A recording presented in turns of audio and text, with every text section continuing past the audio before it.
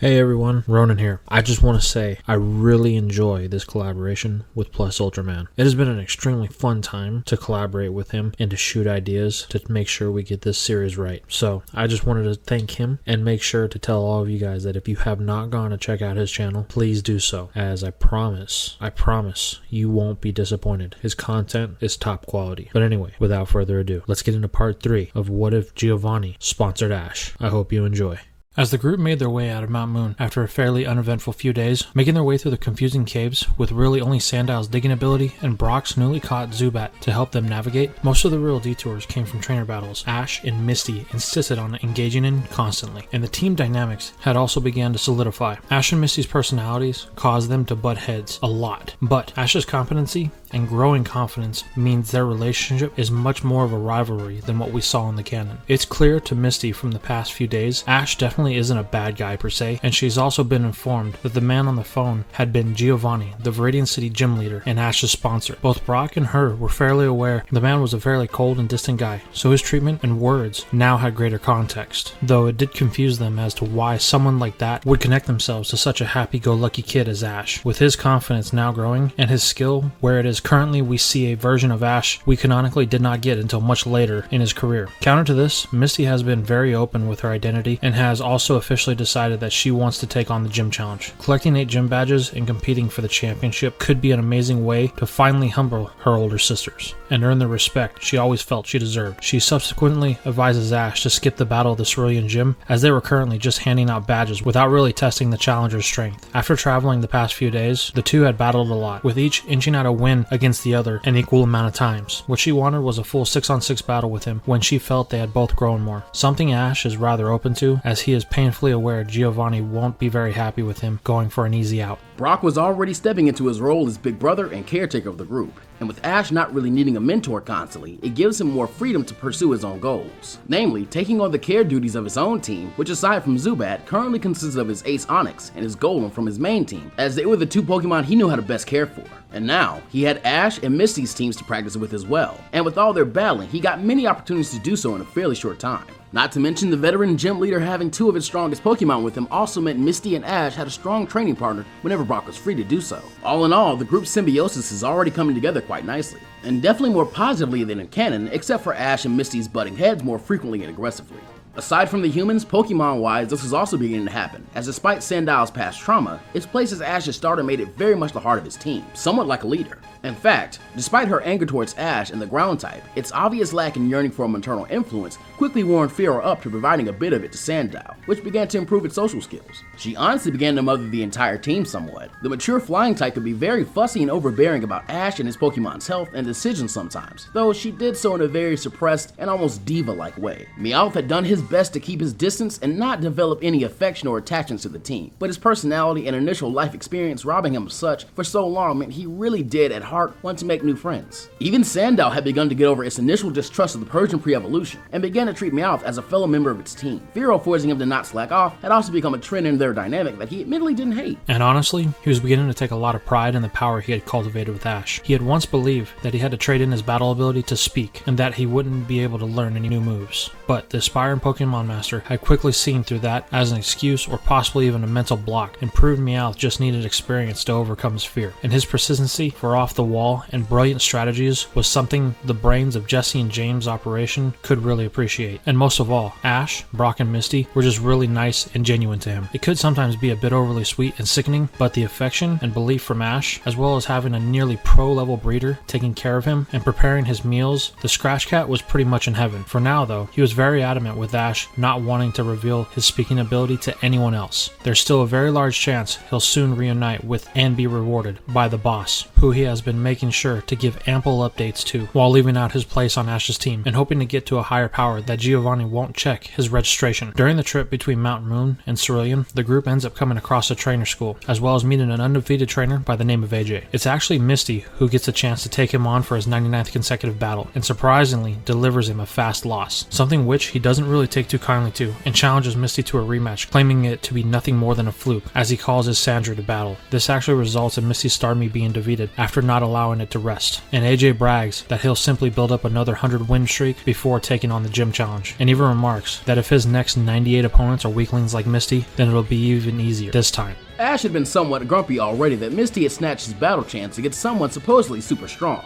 But now, he was outright angry. He interrupted AJ's celebration to assert that Misty was not weak, and that no one was allowed to call his rivals that. Actually shocking her, as so far their relationship had been nearly 100% antagonistic. Seeing Sandshrew seem to be AJ's ace, Ash decided that he wanted to use his own and called for Sandile, who honestly ended up making extremely short work of the weaker ground type, who had no effective attacks, and whose trainer lacked the creativity and battle instinct of Ash. Now with his streak dashed once again, AJ seems humbled, and asks how the two trainers could be that powerful and also be his age, causing Ash to continue with his Giovanni-like bravado and brag that he shouldn't expect any less from Kanto's youngest gym leader and a future Pokemon master sponsored by his strongest. With a confident smirk, he led his friends away as Brock chided that was a bit too far, and Misty tried to hide her embarrassment at Ash praising her rather than squabbling with him. The trio finally arrived at Cerulean, where Ash and Brock got a room at the Pokemon Center, as Misty decided to bite the bullet and return home to settle a few things and inform her sisters of her plans in person. Once home, she witnesses something unexpected, as her sisters aren't currently working on their water ballet, but seemingly trying to train a Pokemon, which always terrified her. An enraged Gyarados was currently rampaging in the pool, until finally the family Dugong put it down with the blizzard, as it was thrashing around so much it became hard to return. Once everything had calmed down and Misty's sisters began to debate about what they should do next, the youngest sister demanded to know what was going on, as she didn't even realize they owned a Gyarados, something the older sisters didn't take kindly to. Daisy barks back at her that it wasn't her business anyway, but they had been meaning to spice up the water ballet with new talent, actually revealing it to be the same Gyarados that traumatized her as a baby. They'd been waiting to work with it until she left since she was such a crybaby, and defended their skill by stating their parents had sent it back after it turned out to be too disobedient to train, as they were pretty much retired. This ticks Misty off, but also makes her even more wary of the creature as she is nervously looking at the Pokeball in Lily's hand. She's snapped out of her thoughts by Violet asking her what she's come back for, and Misty regains her bravado and informs her sister of the news of her traveling plans, and that she's come back to grab a few things for a journey. This obviously gets laughed at and is teased further, but she shoots back that none of them had completed the gym challenge, and currently they're not even in control of Gyarados, which obviously is used as a point to demean her about her fears of the species. This causes Daisy to get a devious idea, as she makes a bet with Misty and asks her to trade with her sisters then. If she wanted to take on the gyms, fine, but that alone won't make her a water Pokemon master. She couldn't be one until she got over her fear, so she asked to trade their Gyarados for Misty's second Staryu. Not to mention, its psychic abilities could also add something more beautiful to their water ballets than the beauties and the beast theme they'd been thinking about with the Atrocious Pokemon. This caught Misty off guard, but the statement was one she knew to be true. Thinking back to Ash's words earlier, she surprisingly accepts with a little hesitation and ends up summoning Staryu to explain the situation to it and asks her sisters to take good care of it before she walked past them and somewhat nervously grabbed Gyarados' ball, leaving Daisy, Lily, and Violet a bit shocked as she retired to her room to finish packing and sleep for the night. When leaving the next day, she also made sure to grab 2 Cascade badges from the bin outside, one for herself and one for Ash when they finally had their official battle. Now, she was also being uncharacteristically nice to him. When she made it to the center, of course Ash was training and Brock was hard at work taking care of the Pokemon to try and impress the Nurse Joy. But with nothing left to do in the city, the trio simply had a nice lunch and decided to move on afterwards. Fairly quickly though, they actually came upon a hidden village in Pokemon Sanctuary, where Ash, seeing the opportunity to add a grass type to his squad, goes after Oddish instead of Misty. She currently is a bit hesitant to add anything new to her team with this new volatile member, and her ace Starmie needing so much hands-on training to make up for her evolving it so early. She also likely just knows Oddish's typing. Ash battles the Oddish with Meowth, who makes fairly quick work of it using a Fake Out and Furious Swipes combo before he successfully throws a Pokeball and catches it. Much to the dismay of a Bulbasaur, who appears a few seconds too late to stop it and angrily challenges Ash, who realizes had he waited a few seconds, he could have caught the official starter strong against Gary's and also Richie. From here though, the events of this episode play out fairly similarly, with the one change of Bulbasaur vehemently disliking Ash and instead finding itself much more in sync with Brock, as he also seemed to have a great deal of affection for Melody.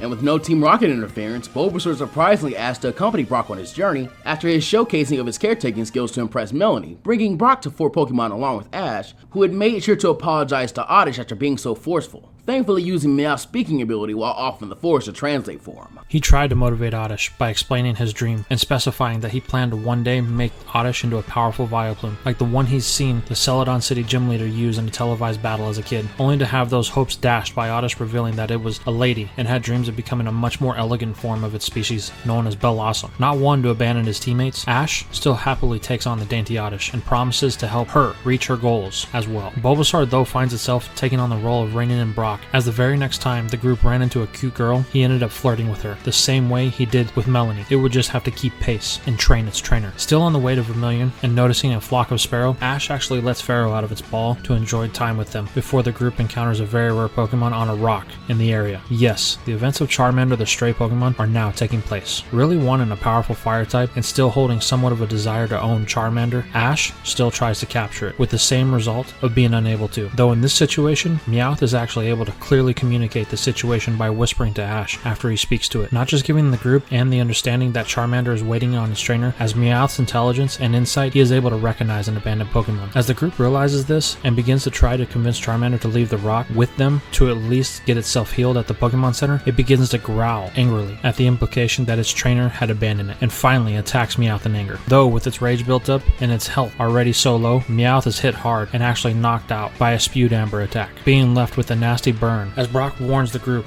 that Charmander's blaze must have activated. Ash asks Brock to heal Meowth's wounds as he begins to see red and instantly sends out Sandile and explains the situation and what Charmander had done. Still snarling and growling in anger, Charmander's tail flame doubles in size as it begins to glow like Gary's Squirtle and evolves into a mighty looking Charmeleon. Apparently, his trainer had given up on him at the worst possible time, but regardless, its loyalty and rage had it blinded to the reality of the situation. Even with Sandile's type and level advantage, Charmeleon now has a great power and speed advantage. Even using Dig to avoid attacks didn't stop Charmeleon from being able to grab Sandile as it burst out of the ground and slam it like some kind of fighting type. However, when pushed to the limit, it seems Sandile too had gone beyond, as a similar glow erupted from it, and it soon grew into a similar size and build as the two began to wrestle for a while, until Sandile's evolved form stated its name with a cruel smirk and easily overpowered Charmeleon by using Sand Tomb at point blank range, causing it to sink and making it hard for the tip of its tail flame to keep burning. As Charmeleon continued to rage and struggle, it lashed out and looked to be about to let out a huge fire blast in Ash and the other's direction, only for Krokorok to kick a sand attack in its mouth before bonking it on the head and knocking it out.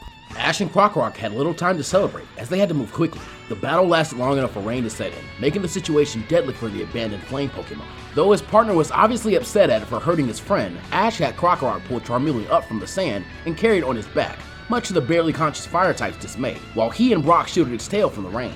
The longer battle also caused the group to enter the Pokemon Center at the same time Charmeleon's original trainer admits to abandoning it, as well as the fact that Charmander's evolution means Damien doesn't immediately recognize it, and his greater strength means it's just barely conscious and is outright told why it was abandoned. After recovering from the earlier knockout, Meowth gets a sly idea hearing all this, and later reveals to Ash that he'd been teaching himself a move he'd always wanted to learn in Thief. And his first successful use was on Damien to take Charmander's Pokeball, as well as all the Poke out of his wallet, something Ash wants to discourage, but in this case, finds kinda hard to do.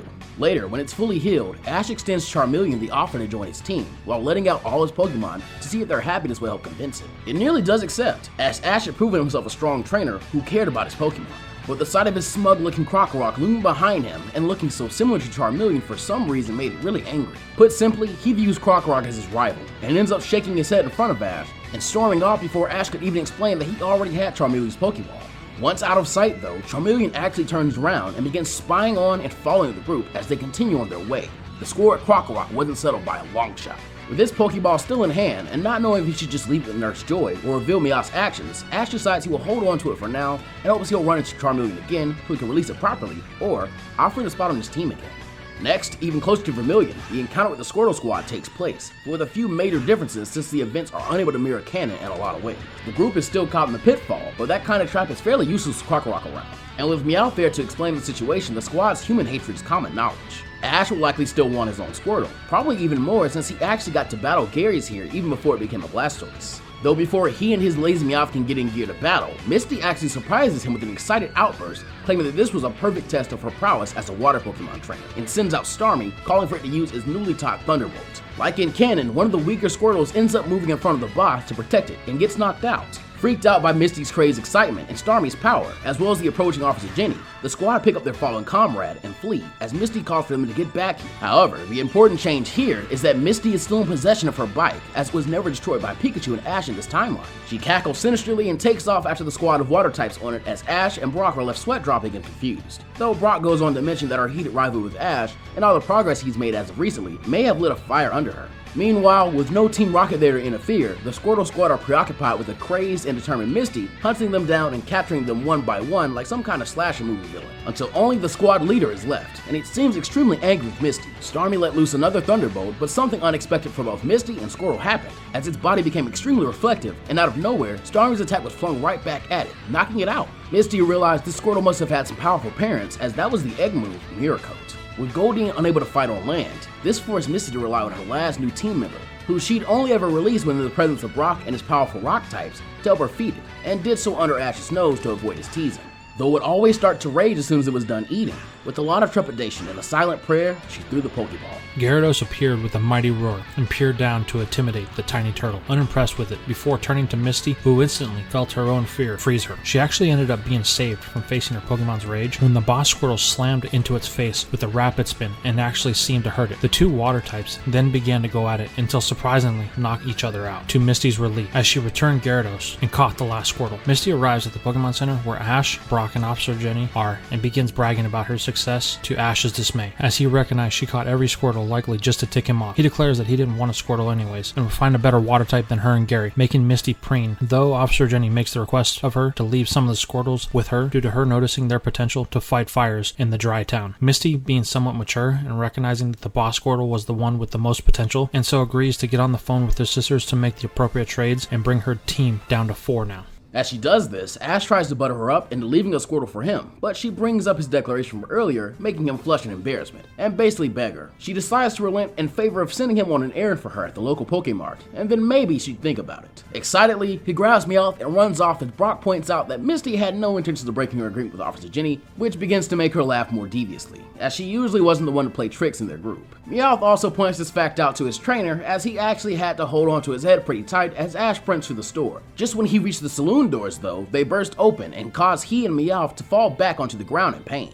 Ash was actually going to apologize, as he likely should have slowed down when Meowth covered his eyes, but a familiar voice recognizing and brushing him off in disgust instantly buried his remorse with rage, as he looked up to see Silver standing over him with the same old cold expression. Surging back to his feet, Ash asked what his problem was, only for Silver to scoff and begin to walk off. Meowth looks unsurprised, and quickly notes to himself that he'll need to report this to Giovanni. Still incensed, Ash followed Silver for a good while, until finally wearing him down by trying to get him into an argument or battle, coercing Silver into revealing that he's still taking on the gym challenge, and that he will bury his father and everything connected to him, before continuing on the way to Vermilion City, leaving Ash standing with Meowth, who remarks the kid has a real knack for making rivals. They returned to the Pokemon Center without the thing Misty had sent them out for, but with a major inspiration to get the group moving, finally reach Vermilion themselves. So, the next day, the group were bolting down the route as fast as possible, as now Misty was also beginning to get excited at the opportunity for a gym badge, though taking on Lieutenant Surge and his electric types did make her a bit hesitant. Regardless, she would always have to deal with her type specialty's greatest weakness, so she wouldn't back down. Finally reaching Vermilion, Ash and Misty were excited to get to the gym, but to Ash's dismay, they arrived during a gym battle already underway. Lieutenant Surge was across from none other than Silver, who currently was commanding a small blue gator-like Pokemon that Misty began to gush over as she recognized it as a Totodile, the official water starter from the Johto region. Across from it was a Voltorb that had already seemed out of gas compared to the unscathed Johto Pokemon. Seemingly upset, a kid with a type disadvantage just trounced his Pokemon. He orders Voltorb to use self-destruct, but is floored when Silver simply orders Totodile to dig so it could avoid the blast, allowing it to perfectly defeat his opponent. Silver remarks that he expected more from one of his father's former lackeys, but then scolds Totodile that he still hadn't mastered its dig to the point of being quicker, and tells it to step it up. Clearly wanting to shut Silver up, next came Raichu, who showed it definitely wasn't about to hold back. Totodile was returned, either as punishment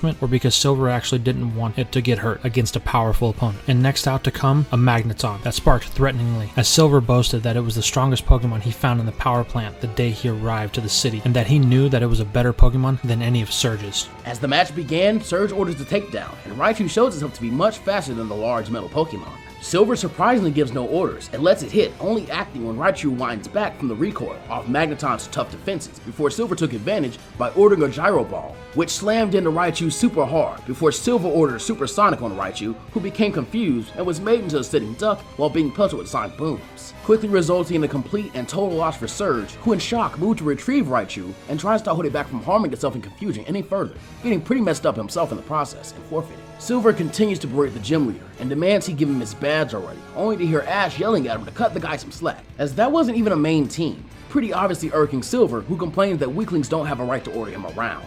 They didn't know the kid, but already Brock and Misty were not fans. Surge finally gets Raichu under control and carries it while storming up to Silver and handing him his badge before heading to the Pokemon Center in a hurry. Silver smirks at already having another badge down and was about to leave himself, only to see Ash standing in front of him with his arms wide out, stating that he wouldn't allow him to leave without humbling him first like he did with AJ. Silver looks unimpressed before finally asking how many Pokemon Ash has currently. Hearing he already has 4 actually seemed to irk him more, but he agrees to fight Ash in a 3-on-3 so he could crush him and get him off his back, as he wanted nothing to do with Giovanni and his cronies. Brock agrees to referee, while Misty finds herself truly rooting for Ash for once, so he could shut this smug brat up, recognizing he was more like the person she assumed Ash to be originally. Now on opposite sides of each other, Silver lets Ash send out his first Pokemon, which ends up being his Fearow, who he hadn't gotten to have a real battle with as of yet, and wanted to use its power to show Silver that he wasn't all that. Realizing the easy win potential, Silver responds by sending out Magneton, again assuming this would actually be a rather easy win for him, and starting off with a powerful looking Thunder Shock, only for Fearow to heed Ash's order for an agility that she used to dodge with, and then to Silver's surprise, revealed a rather dangerous move that he was unaware of the flying type would have, as Ash ordered her to use Drill Run, which, with the added speed, hit hard and loud with an obvious critical hit that drove Magneton back hard, making Ash cheer as he expected a one-shot, only for Silver to ask if he had never heard of a sturdy ability before. Ash, surprised, says what? Magneton wasn't out just yet, and used Thunder Wave to paralyze and slow down the Fearow majorly, before Silver brutally ordered it to use Thunder Shock on Fearow until it fainted, causing Ash to return it and thank it for battling hard for him. He could recognize that this was his fault, but he just wanted to beat Silver so bad. To his surprise though, before he could reach for Krokorok, Meowth leapt from his shoulders with the hiss and extended its claws. The boss's kid had no respect, and worse, he didn't show mercy to his teammates. When did he start calling these chumps that? Regardless, he looks back at Ash and gives a clapping motion, making Ash realize what that meant. When Brock announces the match, Ash instantly strikes with a fake out, knocking Magneton out instantly, and once again making Meowth take a lot of pride in its own strength. Silver showed little surprise though, seemingly expecting that before he released his next Pokemon, and surprising everyone, another Pokemon native to Johto, Murkrow. Ash finally asks how Silver got his hands on them both, which Silver refuses to explain, and instead orders Murkrow to use Feather Dance, which Meowth stands in, pretty unfamiliar with the move, though definitely aware that its attack had fallen. Regardless, he was going to take this win too. He had been training alongside Krokorok since it was blindsided by the Charmeleon, and lunges to use Fury Swipes, actually getting in 3 good hits before Murkrow's flight and gravity made the two separate. Murkrow easily shook that off and retaliated with the wing attack, which hit much harder, causing the battle to come down to who had more endurance, and sadly, that wasn't Meowth, who finally got knocked out. Ash had already expected Silver to be strong, but this felt like a whole other level of skill than he was at currently. Really wanting a chance to battle with Oddish, he repressed the surge in favor for the win as he retrieved Meowth and thanked it. Krokorok popped out of the ball on its own though, as its mother figure and Meowth, who had actually become to be his buddy at this point, being defeated ticked it off. He didn't like Giovanni either, but no one threatens his family. Ash wasted no time and told Krokorok the training they'd done with Brock to deal with flying types was about to pay off, as it stomped and caused a small ring of jagged stones to orbit his body before firing them at Murkrow, who Silver instantly put on the evasive, only to see it finally sniped by Krokorok's Stone Edge, where it fell to the ground after fainting, giving the ground type the added benefit of a Moxie Boost. Now tied up, Silver spoke to Totodai's Pokeball and ordered it not to disappoint him before the much smaller Pokemon was released. As soon as Brock announced the battle though, Silver surprised Ash with a move he had little time to react to, as Silver had his own priority move in the shape of Aqua Jet, which caught the ground Croc off guard as well and sent it skidding back, actually having endured the attack fairly well. Only for Silver to show he obviously had a strategy in order for Totodile to use another move that Ash wasn't super familiar with in Dragon Dance, causing Misty to explain the effects of it. It was after all a move one of her Pokemon had access to. Now both with an attack boost, Ash prepared for another Aqua Jet, actually predicting it correctly and ordering a Thunder Fang, only for Silver to surprise him as he told Totodile to release the Aqua Jet at the last second and slide behind Krokorok to use Ice Fang.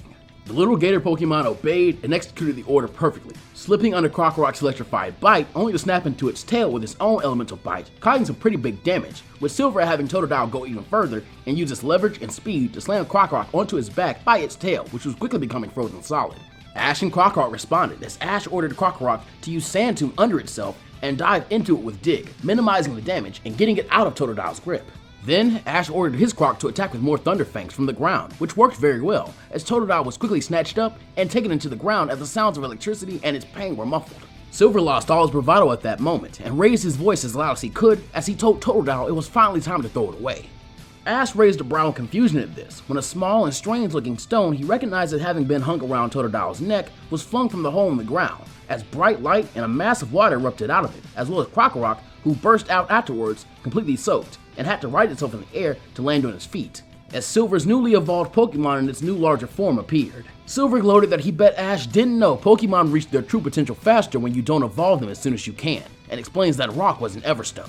The two crocodilian Pokemon stare at each other down before they both stagger a bit, only for Croconaw to catch itself just before it loses consciousness. It knew failure meant its time with Silver would end. Satisfied with his view on himself as the strongest, Silver boasts that he thought Ash was nothing but a weakling and orders him to stay out of his way, before returning Croconaw and leaving. Ash couldn't believe that he had lost a fairly critical battle and realizes he may have gotten too overconfident, as Silver's strategy and using his Pokemon abilities was overwhelmingly better developed than his own, probably because he got to watch Giovanni's battle on a much more regular basis compared to Ash's occasional viewings. Gathering himself, he joins back up with Brock, who congratulates him on battling very well actually. Even Misty gives him props and says he'll get the jerk next time. And if he couldn't, she would. Just then, another voice rejoins the group, as Surge reveals himself to have come back around the time Fearow was defeated. He also expresses his belief that Ash was strong and simply needed more experience against strong trainers. He tells him to go get his Pokemon healed so they can have a battle the next day, and excitedly, Ash nearly runs off to do just that, only to stop as he was curious about something. What was Silver talking about in the connection between Surge and Giovanni, explaining he was a sponsored trainer from the Viridian City Gym? Surge looked surprised at that, and then a bit ashamed, before simply replying that a long time ago, before he'd even been to war, Surge was a part of Giovanni's club, so to speak. This satisfies Ash, who goes off to join Misty and Brock, who'd gone on ahead of him, while Meowth glanced back curious as he'd never known that. After getting his Pokemon healed, the team and Ash ate a non-Brock made dinner and fed their Pokemon. This time, Brock insisted Misty try feeding her Gyarados on her own, as she wouldn't be able to bond with it if she only showed it fear and had it battle sometimes. He assures her that he'll only be a little bit away with Onix and Golem in case things went south, and points out that Ash is also around to help if need be, confusing him a bit. Once Gyarados was released, Misty summoned her courage and gave it its food before backing away and smiling nervously. It glared at her before noticing Brock and his Pokemon were in the distance, and simply snorted water before directing its anger at its food and turning its back on Misty. It wasn't strong enough to handle those experienced rock types. Yet.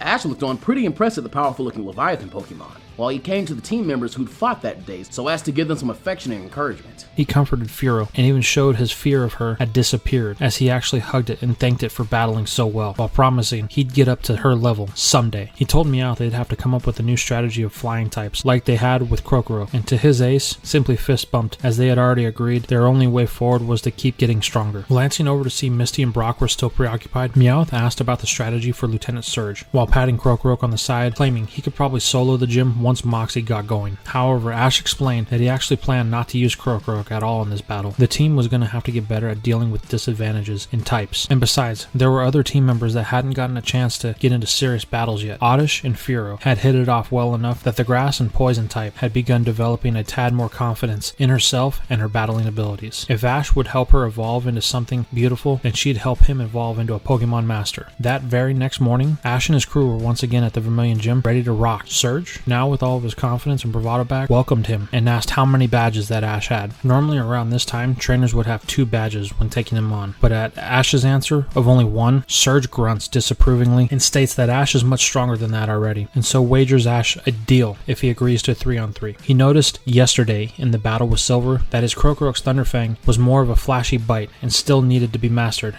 Under an electric type specialist, this could be accomplished in no time. Ash was already willing to agree, as it would be a chance for him to grow stronger, but he places an inward challenge on himself, that he still won't rely on Crocorook. First out was his Oddish, which Surge hadn't seen yet, though surprisingly, the lieutenant held his usual urge to demean non-fully evolved or outly threatening Pokemon, as the last day had shown appearances certainly weren't everything. The same Voltorb from Estate was sent out. As the referee announced the match to begin, Ash ordered a Growth, and Surge ordered a Screech to counter it.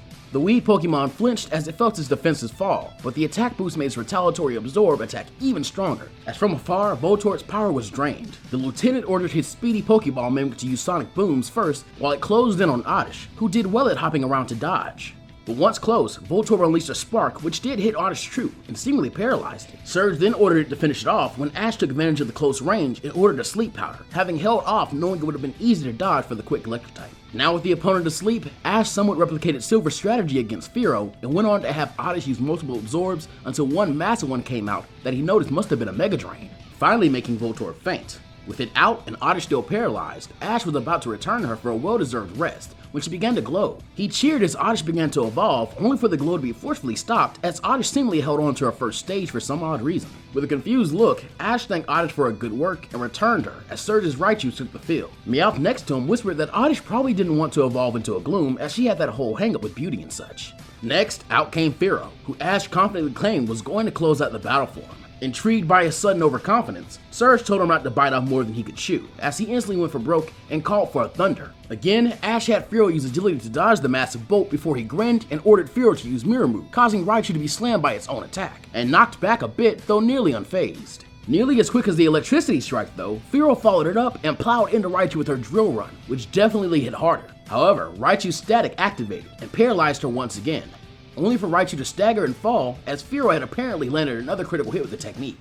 Surge was honestly surprised. Maybe he needed to take some time off for more training. Finally, he released a massive looking Electabuzz that Ash had to gulp at the sight of, as he assumed it was a lot closer to Fearow's level. However, Meowth bopped him on the head to keep him focused as the match began. Surge began with a Shockwave, which Fearow already couldn't avoid even if her speed was at its max. So Ash instead had her use another Drill Run to burst through the technique and snipe the electric type just like Raichu, though Surge surprised him by ordering Electabuzz to retaliate with a powerful Hammer Arm that clashed with Ash's attack and blew both Pokemon away from one another. Obviously getting tired, Ash began the real strategy he had for Fearow in ordering her to use Roost to heal herself. With the ability to outlast Electabuzz combined with the Drill Run, eventually Fearow was able to take down the Thunderoni just before she herself ran out of energy, earning Ash the Thunder Badge. Surge and the other gym leaders congratulated him as he cheered and celebrated with Fearow, who in her usual diva fashion showed more tact and pride as she preened herself and squawked at Brock for a paralysis heal. As promised, Surge released a member of his main team, Jolteon, and had it and Ash go into the training room in the gym to help Krokorok master Thunderfang. Misty, however, finally asked for her own battle with Surge, who following a double loss was more than happy to offer her a quick 2-on-2 with more of his weaker Pokemon. But with Gyarados disobeying and Goldeen unable to fight on dry land, she would not be able to use them and was forced to rely on Squirtle, who had surprisingly come around to her fairly quickly as he wanted her to train him to be stronger than that jerky Gyarados of hers,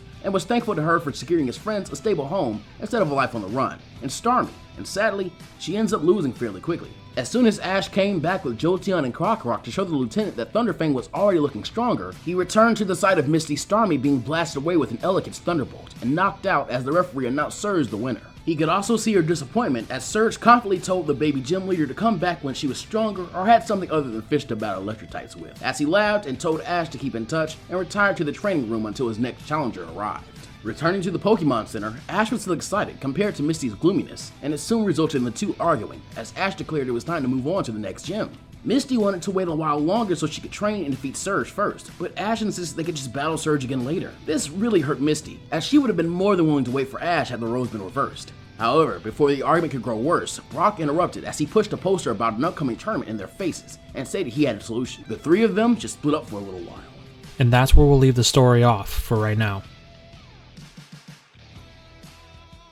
Alright you guys, that's all we have for part 3. I really hope you enjoyed this part, and I want to know what your guys' take on this version of Ash being sponsored by Giovanni is. Let us know the direction that you're thinking in the comments down below, and make sure to comment your favorite parts of this what if, because I'm very interested to see what everybody thinks about this direction. And also, if you guys enjoyed the video, please make sure to drop a like and subscribe, as it really helps our channel grow. And if you want to join our community, head over to the Discord in the link below and talk with other people who have the same ideas that you do. And don't forget to follow me on Twitter, as I post there behind the scenes stuff that I do in real time to drop hints to projects that are going to be coming up, so you don't want to miss out on that as well. And also, once again, I want to thank Plus Ultraman for being part of this project. I really think that he is a big reason why my channel's grown so rapidly lately. So once again, thank you. Anyway, I'm Ronin Charizard, and I'll see you guys in the next video.